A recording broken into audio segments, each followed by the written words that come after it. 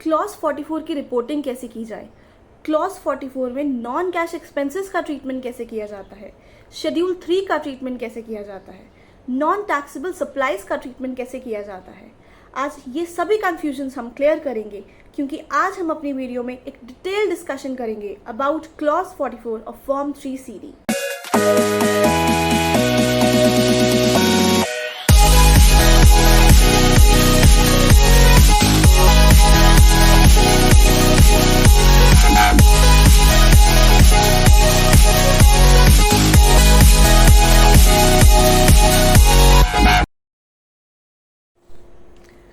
Hello everyone, welcome back to my YouTube channel, this side CA Harkirat Khurana.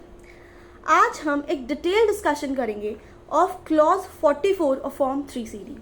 अब जो clause 44 है वो इफेक्टिव हुआ है फ्रॉम फाइनेंशियल ईयर 21-22 और you can say assessment year 22-23। Till then the compliance of this clause was kept in abeyance, means temporarily suspended था ये clause या टेम्परेरीली इनएक्टिव था ये क्लॉज।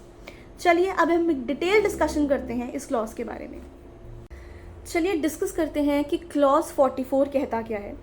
अब clause 44 talks about breakup of total expenditure of entities registered और not registered under GST। That is total expenditure जितना भी एक एंटिटी का है, whether it is revenue expenditure और it is capital expenditure, but it should be an eligible expenditure. अब वो हम डिस्कस करेंगे आगे डिटेल में कि एलिजिबल एक्सपेंडिचर्स कौन से हैं। तो टोटल एक्सपेंडिचर का बाइफरकेशन करना है, का ब्रेकअप करना है इनटू एक्सपेंडिचर ऑफ एंटिटीज जो GST में रजिस्टर्ड है एंड एक्सपेंडिचर ऑफ एंटिटीज जो GST में रजिस्टर्ड नहीं है। अब इसके रिलेटेड एक कंफ्यूजन क्रिएट हो सकती है, वो हम डिस्कस करते हैं कि क्या कंफ्यूजन क्रिएट हो सकती है। अब इसमें यह है कि जो ये ब्रेकअप करना है हमको, जो एक बाइफरकेशन करनी है, ये टोटल एक्सपेंडिचर की करनी है कि हेड वाइज या नेचर वाइज एक्सपेंडिचर की करनी है। अब जैसे कि क्लॉज की लैंग्वेज से ही हमको एकदम क्लियरली समझ आ रहा है कि ब्रेकअप ऑफ टोटल एक्सपेंडिचर है, that is total expenditure as a whole हमको लेना है। हेड वाइज एक्सपेंडिचर की बाइफिकेशन, दैट इज रेंट की बाइफिकेशन अलग, सैलरी की बाइफिकेशन अलग, ऐसे नहीं करनी। अब ये भी एक्सपेंडिचर्स अगर एलिजिबल होंगे तो आएंगे, अगर एलिजिबल होंगे तो इनको इंक्लूड नहीं किया जाएगा। तो अब इन एक्सपेंडिचर्स की जो बाइफिकेशन है ये एज अ होल हमको करनी है। इन एक्सपेंडिचर्स को हमको हेड वाइज नहीं बाइफिकेट करना, टोटल बाइफिकेशन देखनी है। अब नेक्स्ट देखते हैं क्या है। नेक्स्ट है depreciation under section 32 and deduction for bad debts. अब ये क्या है, जो डेप्रिसिएशन है सेक्शन 32 की या जो बैड डेट्स का खर्चा है, ये एक नॉन कैश एक्सपेंस है, ये नॉन कैश चार्जेस है। ठीक है, these are accounting expenses in the nature of non cash charges. तो ये हमें रिपोर्ट नहीं करना under this clause, non cash expenses नहीं आएंगे, मतलब ये एक एलिजिबल एक्सपेंडिचर नहीं है। क्यों? क्योंकि इसको रिपोर्ट नहीं किया जाएगा अंडर क्लॉज 44। क्यों? क्योंकि नॉन कैश एक्सपेंसेस है, नॉन कैश चार्जेस हैं। चलिए अब नेक्स्ट देखते हैं। अब नेक्स्ट ये कहना चाहते हैं कि सिर्फ जो expenses which are in the scope of GST, सिर्फ वो एक्सपेंसेस जो GST के स्कोप में आते हैं वही एक्सपेंसेस रिपोर्ट किए जाएंगे, वही एक्सपेंसेस कंसिडर किए जाएंगे। फॉर एग्जाम्पल, अब शेड्यूल 3 है। शेड्यूल 3 हमको ऐसी एक्टिविटीज या ट्रांजेक्शन के बारे में बताता है which are neither supply of goods nor supply of services. अब ना ही वो सप्लाई ऑफ गुड्स है, ना ही वो सप्लाई ऑफ सर्विसेज है। अब ऐसे केस में मतलब वो GST के स्कोप से बाहर है। So the activities or transaction which are outside the scope of GST, जो GST के स्कोप से ही बाहर है, they will also be outside the scope of clause 44. That is, वो clause 44 में भी रिपोर्ट नहीं की जाएंगी, वो clause 44 की रिपोर्टिंग के लिए भी कंसिडर नहीं की जाएंगी, क्योंकि वो ट्रांजेक्शन्स GST की ही स्कोप से बाहर है। फॉर एग्जाम्पल, अब शेड्यूल 3 में पैरा 1 हमें बताता है कि services by an employ to the employer in the course of और in relation to his employment. अब अगर एम्प्लॉयर को कोई सर्विसेज प्रोवाइड कर रहा है अपने एम्प्लॉयमेंट के रिलेशन में, अपने कोर्स ऑफ एम्प्लॉयमेंट में, तो उसको हम सप्लाई कंसिडर नहीं करेंगे। अब ये क्या है, outside the course of, outside the supply, outside the scope of GST है। Now if it is outside the scope of GST, it will also be outside the scope of clause 44 and इसको report नहीं किया जाएगा। मतलब आपके PNL में जो salaries का खर्चा आता है, जो रेम्यूनरेशन टू एम्प्लॉयज का खर्चा आता है, ये एक एलिजिबल एक्सपेंडिचर नहीं है for the purpose of clause 44 and इनको आपको इंक्लूड नहीं करना क्लॉज 44 की रिपोर्टिंग के लिए। चलिए अब नेक्स्ट इन्होंने क्या दिया है, एक वर्किंग पेपर का फॉर्मेट दिया है कि कैसे वर्किंग पेपर्स आप बनाएंगे टोटल एक्सपेंडिचर के बाइफर्केशन के लिए। अब सबसे पहले है total value of expenditure in the P&L for the year. अब प्रॉफिट एंड लॉस में जो एक्सपेंडिचर आ रहा है वो आपने सारा ले लिया, उसमें से आपने लेस कर दिए नॉन कैश एक्सपेंडिचर लेस कर दिए। अब लेस करने से पहले आपको क्या करना है, total value of capital expenditure not included in P&L for the year add करना है, क्योंकि P&L में सिर्फ आएंगे रेवेन्यू खर्चे, लेकिन ऊपर क्लॉज 44 क्या कहता है, बाइफर्केशन या ब्रेकअप ऑफ टोटल एक्सपेंडिचर, मतलब टोटल एक्सपेंडिचर में कैपिटल एक्सपेंडिचर भी इंक्लूड होगा, लेकिन P&L के खर्चे में तो कैपिटल एक्सपेंडिचर इंक्लूडेड होता ही नहीं है। तो आपने सबसे पहले क्या लिया, value of expenditure in P&L लिया, उसके बाद आपने कैपिटल एक्सपेंडिचर की वैल्यू ऐड कर दी जो P&L में नहीं थी, उसको ऐड कर दिया। आफ्टर दैट आपने क्या किया, नॉन कैश चार्जेस लेस कर दिए। नॉन कैश चार्जेस लेस करने के बाद you have to deduct total value of expenditure excluded for being transactions in securities and transactions in money. अब जीएसटी में मनी एंड सिक्योरिटीज को ना ही गुड्स ट्रीट किया जाता है ना ही सर्विसेज ट्रीट किया जाता है, तो ये भी ट्रांजैक्शंस जो हैं, इनसे रिलेटेड ट्रांजैक्शंस भी outside the scope of GST होगी। अब if they are outside the scope of GST so they should be outside the scope of clause 44, तो इसलिए हमने ये ट्रांजैक्शंस भी लेस कर दी। तो इन ट्रांजैक्शंस के रिलेटेड एक्सपेंडिचर्स थे वो भी हमने लेस कर दिए। अब नेक्स्ट आता है total value of expenditure excluded by virtue of schedule 3, जैसे कि हमने डिस्कस किया कि they are neither supply of goods not supply of services, so they are outside the scope of GST, तो इनको भी हम डिडक्ट करेंगे। जब हमने ये सब ट्रीटमेंट कर दिया तो जो हमारे पास बैलेंस आया of value of expenditure for clause 44, ये है हमारे पास एलिजिबल एक्सपेंडिचर। हम इसको बोल सकते हैं कि एक एलिजिबल एक्सपेंडिचर है क्लॉज 44 के लिए। अब इस एक्सपेंडिचर के आगे फर्दर बाइफर्केशन या ब्रेकअप होगा into expenditure related to entities which are registered under GST and entities which are not registered under GST. चलिए अब नेक्स्ट देखते हैं। नेक्स्ट में हमें एक नोट दिया है कि जो वर्किंग पेपर आप बनाओगे, ये जो डिडक्शंस या एडिशंस की डिटेल्स आप मेंटेन करोगे, ये आप जीएसटी या इनवाइस करोगे। दैट इज एक एंटिटी जो सेपरेटली रजिस्टर्ड है अंडर जीएसटी, उन सब एंटिटीज की जो सेपरेटली रजिस्टर्ड है, ये डिटेल्स डिफरेंट मेंटेन की जाएंगी, अलग अलग डिटेल्स मेंटेन की जाएंगी। चलिए अब नेक्स्ट देखते हैं क्या है। चलिए अब डिस्कस करते हैं नेक्स्ट पॉइंट। नेक्स्ट पॉइंट उन्होंने क्या दिया है कि इनकम टैक्स में डिडक्शन के लिए कोई एक्सपेंस कब एलिजिबल होता है। डिडक्शन के लिए कोई एक्सपेंस तभी एलिजिबल होता है अगर वो Holi and exclusively for business या प्रोफेशन पर्पस के लिए ही वो एक्सपेंडिचर है। दैट इज अगर कोई expense Holi and exclusively for business या प्रोफेशन पर्पस है तो वो इनकम टैक्स में उसकी आपको डिडक्शन मिल जाएगी। इससे इस चीज़ का कोई लेना देना नहीं है कि वो एक्सपेंडिचर बेसिकली जो पेई है, जिसको हम वो पे कर रहे हैं, वो पेई रजिस्टर्ड जीएसटी के अंडर है या नहीं है, ये फैक्ट की कोई रेलेवेंस नहीं है। किसी भी एक्सपेंडिचर की डिडक्शन अगर अलाउ होनी है तो वो इस फैक्ट पे ही होनी है कि वो Holi and exclusively for business purpose है। जो पेई है वो जीएसटी में रजिस्टर्ड है कि नहीं, इस फैक्ट का कोई रेलेवेंस नहीं है। ये छोटा सा पॉइंट था जो दिया गया था। चलिए अब नेक्स्ट हम डिस्कस करते हैं। हमारे पास है expenditure in respect of entities registered under GST. अब ये जो एक्सपेंडिचर है ये फर्दर सब क्लासिफाई किया गया है into 4 categories. That is expenditure relating to goods and services exempt from GST, expenditure relating to entities falling under composition scheme, expenditure relating to other entities and total payment to registered entities. अब एक एक करके discuss करते हैं। सबसे पहले है expenditure relating to goods और services exempt from GST. That is जो inward supplies of goods and services हैं, वो value of inward supplies and goods and services जो हैं, जो किससे रिलेटेड है, जो बेसिकली जो जीएसटी से एग्जाम्प्ट हैं, वो इनवर्ड सप्लाईज इसमें रिपोर्ट की जाएंगी। ठीक है, तो इनवर्ड सप्लाईज जो जीएसटी से एग्जाम्प्ट हैं उनकी वैल्यू इस कॉलम में रिपोर्ट की जाएगी। अब एग्जाम्प्ट सप्लाईज होती क्या है, उसके लिए हमें पहले ये जानना पड़ेगा कि एग्जाम्प्ट सप्लाईज क्या है। अब exempt supplies means supplies of any goods और सर्विसेज और both which attracts nil rate of tax or which may be wholly exempt from tax under section 11 or section 6 of integrated goods and services tax act and includes non taxable supply। मतलब exempt supply में 3 चीजें cover होती हैं। एक होती है nil rated supply, एक आती है wholly exempt from tax, एक आती है नॉन टैक्सेबल सप्लाई। अब nil rate of tax क्या है? nil rate of tax देखिए साइड पे हमने डेफिनेशन मेंशन की है। nil rate of tax basically liable to tax under the act but chargeable at nil rate। that is इस पे जीएसटी लेवाइबल तो है, रेट भी मेंशन्ड है, पर रेट क्या मेंशन्ड है? 0%, नील। दैट इज यहाँ पे इन केसेस में कौन सा रेट लगता है? गुड्स एंड सर्विसेज पे 0% रेट लगता है, तो उनको बोलते हैं नील रेट ऑफ टैक्स। अब नेक्स्ट आता है Holi exempt from tax. Holi exempt from tax मतलब इसके केस में तो कोई रेट भी स्पेसिफाइड नहीं है, ये एक एग्जाम्पशन नोटिफिकेशन के थ्रू गुड्स एंड सर्विसेज जो है वो उनको एग्जाम्प्ट कर दिया गया है फ्रॉम जीएसटी, एक एग्जाम्पशन नोटिफिकेशन के थ्रू, तो वो आते हैं होली एग्जाम्प्ट फ्रॉम टैक्स। अब फॉर एग्जाम्पल इलेक्ट्रिसिटी हो गया, सॉल्ट हो गया, फ्रेश फ्रूट्स हो गया। तो basically exempt supply 3 terms cover करती हैं, एक नील रेटेड सप्लाई, एक होली एग्जाम्प्ट फ्रॉम टैक्स, एक नॉन टैक्सेबल सप्लाई। अब पढ़ते हैं नॉन टैक्सेबल सप्लाई क्या है।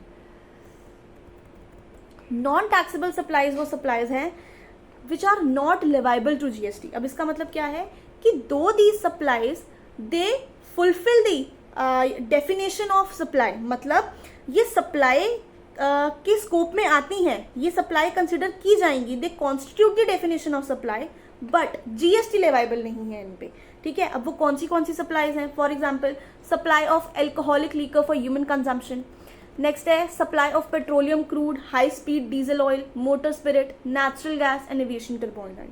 तो ये 3 तरीके की सप्लाईज हैं, that is wholly exempt from tax, nil rated supplies and non taxable supplies. ये 3 हैं जो एग्जाम्प्ट सप्लाईज में कवर की जाती हैं, इनकी डिटेल्स हमें कॉलम 3 में रिपोर्ट करनी है। नेक्स्ट देखते हैं कॉलम 4। कॉलम 4 में क्या है? Expenditure relating to entities falling under composition scheme. अब इसमें क्या है कि जो इनवर्ट सप्लाईज हमने ली हैं फ्रॉम कॉम्पोजिशन डीलर्स, उनकी डिटेल्स यहाँ पे रिपोर्ट की जाएंगी।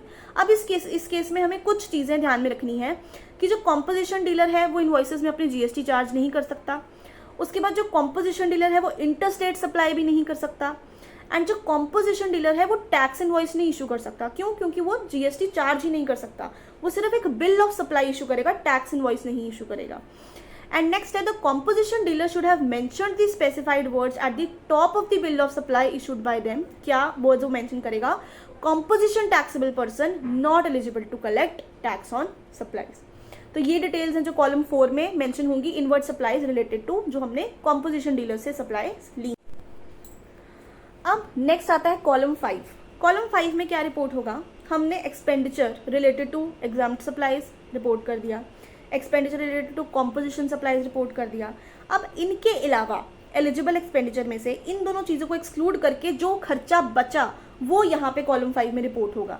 That is value of all inward supplies from registered dealers other than supplies from composition dealers and exempt supplies from registered dealers are to be mentioned here, उनको हम यहाँ पे mention करेंगे। अब नेक्स्ट है कॉलम 6। कॉलम 6 क्या है? Total payment to registered entities. अब यहाँ पे एक चीज़ उन्होंने बोली है कि ऊपर वाले कॉलम्स में एक्सपेंडिचर वर्ड यूज हुआ, यहाँ पे पेमेंट यूज हुआ है, तो वो कह रहे हैं the word payment should harmoniously be interpreted as expenditure, कि चाहे पेमेंट लिखा है उसको एक्सपेंडिचर ही मान के चलो। एंड नेक्स्ट हेंस दी, अब यहाँ पे बेसिकली क्या है, जो कॉलम 3, 4, 5 का टोटल है वो कॉलम 6 में आएगा। तो total expenditure in respect of registered entities that is sum total of values जो कॉलम 3 में आ रही हैं, कॉलम 4 में आ रही हैं, कॉलम 5 में आ रही हैं, उनका टोटल कॉलम 6 में रिपोर्ट किया जाएगा। चलिए अब हम डिस्कस करते हैं पैरा 82.15 या कॉलम 7 में हमको क्या रिपोर्ट करना है। नो कॉलम 7 रिलेटेड है expenditure relating to entities not registered under GST, that is जो इनवर्ट सप्लाईज ऑफ गुड्स या सर्विसेज हम रिसीव कर रहे हैं फ्रॉम अनरजिस्टर्ड पर्संस, वो इस कॉलम में रिपोर्ट होगा। अब इसमें एक बहुत इंपॉर्टेंट चीज़ है, एक बहुत इंपॉर्टेंट कॉन्सेप्ट इन्होंने क्लियर किया है कि it should B insured that the total of column 6 and 7, that is column 6 and 7 मतलब जो हमारे पास इनवर्ट सप्लाईज हैं, मतलब बेसिकली एक्सपेंडिचर है which is related to entities which are registered under GST, and column 7 जो भी हमने पढ़ा कि expenditure relating to entities not registered under GST, इन दोनों का टोटल किससे टैली करना चाहिए? With the amount mentioned in column 2। अब कॉलम 2 में क्या है? Total amount of expenditure except to the extent of expenditure और allowance mentioned in above paras. अब ये बेसिकली क्या कहता है, हम इसको पढ़ते हैं। हमने ऊपर एक चीज पढ़ी थी, दैट इज हमने ऊपर एक चीज पढ़ी थी कि टोटल वैल्यू ऑफ एक्सपेंडिचर में क्या क्या एक्सक्लूड होगा, क्या क्या इंक्लूड होगा। हमने पढ़ा था टोटल वैल्यू ऑफ एक्सपेंडिचर में कैपिटल एक्सपेंडिचर भी इंक्लूड हो, जो बेसिकली P&L का एक्सपेंडिचर है उसमें कैपिटल एक्सपेंडिचर भी इंक्लूड होगा, तभी टोटल एक्सपेंडिचर आएगा। इसमें से हम लेस करेंगे नॉन कैश चार्जेस, शेड्यूल 3 की सप्लाई, एंड जो मनी एंड सिक्योरिटी से रिलेटेड है वो भी हम लेस करेंगे, तो हमारे पास आ जाएगा balance being value of expenditure for clause 44। अब हमारे पास क्लॉज 2 एंड क्लॉज 6 एंड 7 के टोटल में अगर कोई डिफरेंस आ सकता है तो वो इन आइटम्स की वजह से आ सकता है। क्यों? क्योंकि जो कॉलम 2 में रिपोर्ट किया जाएगा वो टोटल अमाउंट ऑफ एक्सपेंडिचर किया जाएगा, टोटल अमाउंट ऑफ एक्सपेंडिचर किया जाएगा मतलब इंक्लूडिंग दीज आइटम्स किया जाएगा, बट क्लॉज 6 एंड 7 में जो रिपोर्टिंग होगी वो एक्सक्लूडिंग दीज आइटम्स होगी। So that is column 6 and 7 का एग्रीगेट कॉलम 2 से टैली कर सकता है अगर ये आइटम्स नहीं है, पर अगर ये supplies, in types of supplies या नॉन कैश चार्जेस एग्जिस्ट कर रही हैं तो कॉलम 6 एंड 7 के एग्रीगेट और कॉलम 2 में डिफरेंस आएगा, और वही इस गाइडेंस नोट में भी मेंशन किया गया है कि डिफरेंस आ सकता है to the extent of such allowances और डिडक्शंस। अब हमें ये कैसे पता लगा कि कॉलम 2 में जो टोटल एक्सपेंडिचर है उसमें ये वैल्यूज इंक्लूड होंगी? वो हमें यहां से पता लगा, ऊपर जैसे कि मेंशन किया गया है, ये देखिए कि जो शेड्यूल 3 है वो हमें किसमें, बेसिकली वो एक्टिविटीज हमें कहाँ पे मेंशन नहीं करनी। देखिए क्या लिखा है, schedule 3 to the CGST Act 2017 lists out activities or transactions which are treated neither as a supply of goods nor as a supply of services, and thus expenditure incurred in respect of such activities need not be reported under this clause in any of the columns for 3 to 7। that is सिर्फ column 3 से लेके column 7 तक इन columns में इसकी reporting नहीं होगी, column 2 में इसकी रिपोर्टिंग होगी। दैट इज जो कॉलम 2 में टोटल एक्सपेंडिचर है वो इंक्लूसिव ऑफ सच अमाउंट्स है, वो इंक्लूसिव ऑफ सच एक्सपेंडिचर्स है, और इसीलिए इन अमाउंट्स की वजह से, इन एक्सपेंडिचर्स की वजह से कॉलम 6 एंड 7 के एग्रीगेट एंड कॉलम 2 में डिफरेंस आ सकता है। चलिए अब हम इस पॉइंट को एक एग्जाम्पल के थ्रू समझते हैं। अब यहाँ पे मैंने एक फिक्टिशियस डेटा क्रिएट किया है। सबसे पहले आता है total value of expenditure in P&L for the year, वो है 13 करोड़। इसमें ऐड करेंगे कैपिटल एक्सपेंडिचर, क्योंकि टोटल एक्सपेंडिचर का ब्रेकअप है और P&L में सिर्फ रेवेन्यू एक्सपेंडिचर आता है, इसलिए कैपिटल एक्सपेंडिचर भी ऐड होगा। अब कैपिटल एक्सपेंडिचर पे भी तो आप जैसे सपोज करो आपने कोई प्लांट एंड मशीनरी खरीदी, 1 करोड़ की प्लांट एंड मशीनरी खरीदी, उस पर जो GST आपने पे किया उस पर भी तो आप टैक्स क्रेडिट लोगे ना, उसका भी तो इनपुट टैक्स क्रेडिट क्लेम करोगे ना, तो कैपिटल एक्सपेंडिचर भी आएगा। फॉर एग्जांपल आपने कोई मशीनरी परचेज की, कितने की, 1 करोड़ की, वो हम ऐड कर देंगे। आफ्टर दैट जो नॉन कैश चार्जेस है वो हमने लेस कर दिए, यहाँ पे वो अमाउंट है 50 lakhs। उसके बाद जो सिक्योरिटीज एंड मनी में ट्रांजेक्शन्स हैं वो भी एक्सक्लूड करेंगे, बिकॉज वो गुड्स एंड सर्विसेज ही नहीं ट्रीट होती GST में, वो 50 lakhs लेस कर दिया। Next total value of expenditure excluded by virtue of schedule 3। अब जो शेड्यूल 3 में neither treated as supply of goods not treated as supply of services, वो भी लेस हो गया, दैट इज 3 करोड़, वो लेस हो गए। तो हमारे पास balance being value of expenditure, जो मैं अपनी लैंग्वेज में इसको बोल रही हूँ कि एलिजिबल एक्सपेंडिचर हम इसको बोल सकते हैं, तो एलिजिबल एक्सपेंडिचर कितना आया, 1 करोड़। अब इसकी रिपोर्टिंग देखते हैं कैसी होगी। अब टोटल अमाउंट ऑफ एक्सपेंडिचर देखिए, नीचे वाला टेबल देखिए, total amount of expenditure incurred during the year वो कितना है, 14 करोड़, जो हमने कहां से लिया, 13 crore plus 1 crore, that is expenditure in P&L plus capital expenditure, वो हमने एड अप कर दिया, तो 14 करोड़ हमारे पास टोटल एक्सपेंडिचर आ गया। अब नेक्स्ट है expenditure in respect of entities registered under GST and expenditure relating to entities not registered under GST। Basically अब हमारे पास क्या है, कॉलम 3 to 7। अब हम देखते हैं कि कॉलम 6 एंड 7 का एग्रीगेट क्या कॉलम 2 के इक्वल आता है, और अगर नहीं आता तो वो डिफरेंस है वो इन्हीं अमाउंट्स की वजह से आएगा। अब कॉलम 3 में देखिए रिलेटिंग टू गुड्स और सर्विसेज एग्जाम्प्ट फ्रॉम GST वो हमने लिया है 4 करोड़, कॉम्पोजिशन लिया है 1 crore, relating to other registered entities हमने लिया है 2 करोड़। तो टोटल पेमेंट जो रजिस्टर्ड एंटिटीज को हुई वो आई 7 करोड़, तो कॉलम 6 आ गया 7 करोड़, एंड कॉलम 7 में जो हमारी अमाउंट आई वो आई 3 करोड़। तो एग्रीगेट कितना बना, 10 करोड़, और कॉलम 2 में कितना है, 14 करोड़। दैट इज डिफरेंस कितने का आ रहा है, 4 करोड़, और वो 4 करोड़ का डिफरेंस अगर हम चेक करें तो इन्हीं आइटम्स की वजह से आ रहा है, that is 50 lakh plus 50 lakh plus 3 crore, that is 4 crore का जो डिफरेंस आ रहा है वो इन्हीं आइटम्स की वजह से आ रहा है जो हमने लेस की थी ऊपर एक्सपेंडिचर में से। तो यहाँ से ये क्लियर होता है कि वैसे तो कॉलम 6 एंड 7 का एग्रीगेट कॉलम 2 के इक्वल होना चाहिए, but to the extent of such items ये डिफरेंस आ सकता है। ये गाइडेंस नोट बोलता है। अगर मैं अपना पर्सनल ओपिनियन बोलूँ तो मेरा पर्सनल ओपिनियन यही है कि हमें कॉलम 2 में इन आइटम्स को एक्सक्लूड करके, दैट इज बेसिकली जो balance peak value of expenditure for clause 44 हमने ऊपर निकाला 10 करोड़, वो अमाउंट यहाँ पे आनी चाहिए। क्यों? क्योंकि हम टेक्निकली उसी आइटम को तो बाइफरकेट कर रहे हैं। तो मेरे अकॉर्डिंगली, ये मेरा पर्सनल ओपिनियन है, मेरे अकॉर्डिंगली यहाँ पे 14 करोड़ के बजाय 10 करोड़ आना चाहिए। पर ये मैंने आपको एक्सप्लेन किया कि गाइडेंस नोट क्या कहता है। गाइडेंस नोट ये कॉन्सेप्ट क्लैरिटी देता है। अब एक बहुत ही इंपॉर्टेंट एस्पेक्ट है जो इस गाइडेंस नोट में डिस्कस किया है, जिसको मैं आपको एक एग्जांपल के थ्रू समझाती हूँ। अब सपोज करिए कि डेट ऑफ सप्लाई, जो मैंने इनवर्ट सप्लाई ली उसकी डेट थी 25 अक्टूबर 2022। अब जो बैलेंस शीट डेट है वो है 31/3/2023। अब 1 अगस्त 2023 को क्या हुआ, जो जीएसटी ऑफिसर है, आजकल ऐसा बहुत हो रहा है कि जीएसटी ऑफिसर्स क्या कर रहे हैं, जीएसटी रजिस्ट्रेशंस कैंसिल कर रहे हैं रेट्रोस्पेक्टिव इफेक्ट से। दैट इज 1/8/2023 को जो इनवर्ट सप्लायर था, जिससे मैंने 25/10 को सप्लाई ली थी, उन्होंने, जीएसटी ऑफिसर ने क्या किया, उस पर्टिकुलर सप्लायर की जीएसटी रजिस्ट्रेशन जो है वो कैंसिल कर दी। और कब से कैंसिल की? With retrospective effect from 1 October 2022। That is 25/10 को मैंने उससे इनवर्ट सप्लाई ली थी, पर जीएसटी ऑफिसर ने क्या किया, रेट्रोस्पेक्टिव इफेक्ट से, दैट इज 1 अक्टूबर से उसकी जीएसटी रजिस्ट्रेशन कैंसिल कर दी। अब टैक्स ऑडिट रिपोर्ट में इससे रिलेटेड जो एक्सपेंडिचर है वो तो क्लॉज 44 में as a registered supplier report हुआ होगा, पर अब due to this retrospective cancellation ये तो अनरजिस्टर्ड सप्लायर हो गया। तो ये जो फैक्ट है ये भी टैक्स ऑडिट रिपोर्ट में हमें क्लॉज 44 में जो चेंज आया है, ये फैक्ट भी हमें अपने टैक्स ऑडिट रिपोर्ट में डिस्क्लोज करना पड़ेगा और डिस्क्लेमर देना पड़ेगा। अब नेक्स्ट देखिए क्या गिवन है, जो हम पहले डिस्कस कर चुके हैं। Since the word used is expenditure, it is necessary that the capital expenditure should also be reported in the format described. तो हमने पढ़ा है कि टोटल एक्सपेंडिचर में अकेला रेवेन्यू नहीं, कैपिटल एक्सपेंडिचर भी आएगा। अब नेक्स्ट एक बहुत इंपॉर्टेंट पॉइंट है ये भी, that is in case of multiple GST registrations of an entity, there is a likelihood of interbranch supply which is eliminated at the consolidated financials.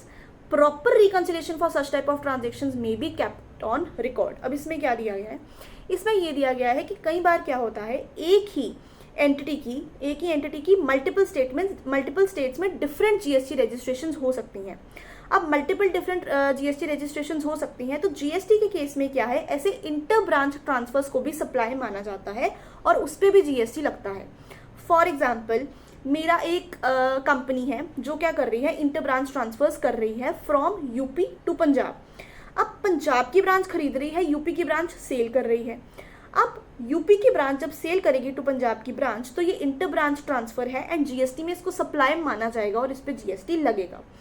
अब मेरे लिए ये एक परचेज है, तो वैसे देखा जाए मेरे लिए एक एक्सपेंडिचर है which is related to GST और मुझे ये क्लॉज 44 में रिपोर्ट करना पड़ेगा।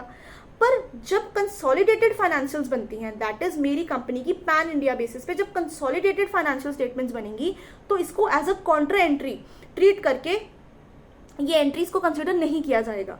लेकिन जब हम क्लॉज 44 में रिपोर्ट करते हैं तो वो यही कह रहे हैं कि चाहे कंसोलिडेटेड फाइनेंशियल्स में इन एंट्रीज को कॉन्ट्रा एंट्रीज मानकर इनको कंसिडर नहीं करते, पर क्लॉज 44 में रिपोर्ट करते टाइम ये inter branch transfers, inter branch expenditures को भी इंक्लूड किया जाएगा, इनको भी कंसिडर किया जाएगा।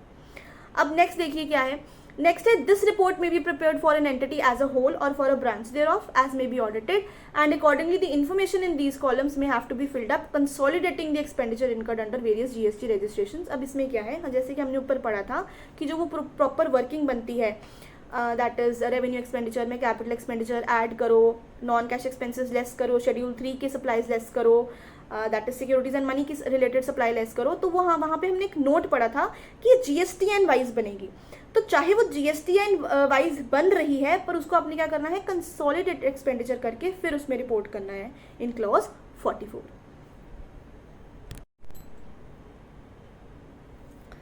अब यहाँ पे है कि appropriate disclosure should be made by the tax auditor in form 3CA 3CB as the case may be for the view taken by the assessee in relation to the meaning of total expenditure and the method of filling up the appropriate columns. अब ये क्या कहना चाहते हैं, जो हमने ऊपर column 2 and column 6 and 7 का एग्रीगेट, हमने इनका जो एक्सेप्शंस और अपना पॉइंट ऑफ व्यू मैंने आपको बताया, और जो गाइडेंस नोट कहता है वो दोनों पॉइंट ऑफ व्यूज मैंने आपको बताए, तो वो इसकी बात कर रहे हैं यहाँ पे कि टोटल एक्सपेंडिचर आपने कैसे कैलकुलेट किया है, मतलब क्या फिगर्स आपने कैसे फिलअप की हैं, उसका एक प्रॉपर डिस्क्लोजर एक टैक्स ऑडिटर को देना पड़ेगा in form 3CA and 3CB.